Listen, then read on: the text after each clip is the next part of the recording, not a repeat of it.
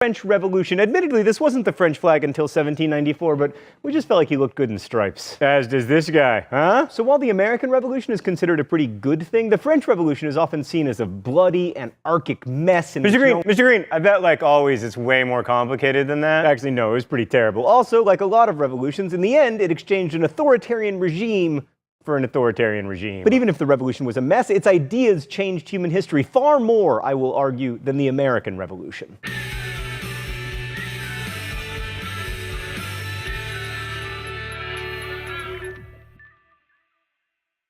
Right, so France in the 18th century was a rich and populous country, but it had a systemic problem collecting taxes because of the way its society was structured. They had a system with kings and nobles we now call the Ancien Régime.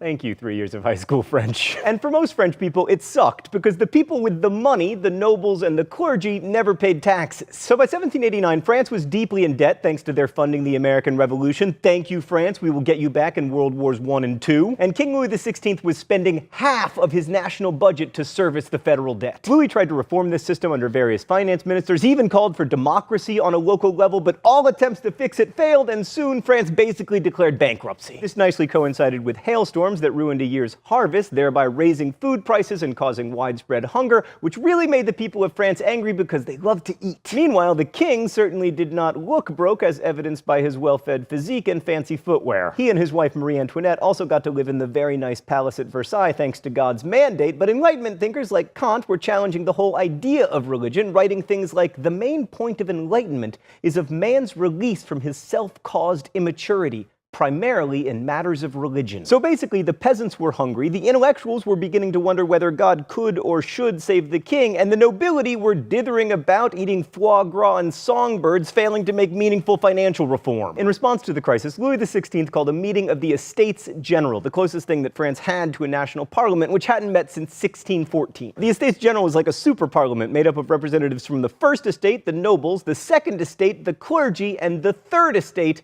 everyone else. The third estate showed up with about 600 representatives. The first and second estates both had about 300, and after several votes, everything was deadlocked. And then the third estate was like, you know what, forget you guys. We're gonna leave and we're gonna become our own National Assembly. This did not please King Louis XVI, so when the new National Assembly left the room for a break, he locked the doors and he was like, sorry guys, you can't go in there. And if you can't assemble, how are you gonna be a National Assembly? Shockingly, the third estate representatives were able to find a different room in France, this time an indoor tennis court where they swore the famous tennis court oath, and they agreed not to give up until a French constitution was established. So then Louis XVI responded by sending troops to Paris, primarily to quell uprisings over food shortages, but the revolutionaries saw this as a provocation. So they responded by seizing the Bastille prison on July 14th, which coincidentally is also Bastille Day. The Bastille was stormed ostensibly to free prisoners, although there were only 7 in jail at the time, but mostly to get guns. But the really radical move in the National Assembly came on August 4th, when they abolished most of the Ancien Régime. Feudal rights, tithes, privileges for nobles, unequal taxation, they were all abolished in the name of writing a new constitution. And then on August 26th, the National Assembly proclaimed the Declaration of Rights of Man and Citizen, which laid out a system of rights that applied to every person and made those rights integral to the new constitution. That's quite different from the American Bill of Rights, which was like begrudgingly tacked on at the end and only applied to non-slaves. The Doromac, as I called it in high school, declared that everyone had the right to liberty, property, and security, rights that the French Revolution would do an exceptionally poor job of protecting. But as noted last week, the same could be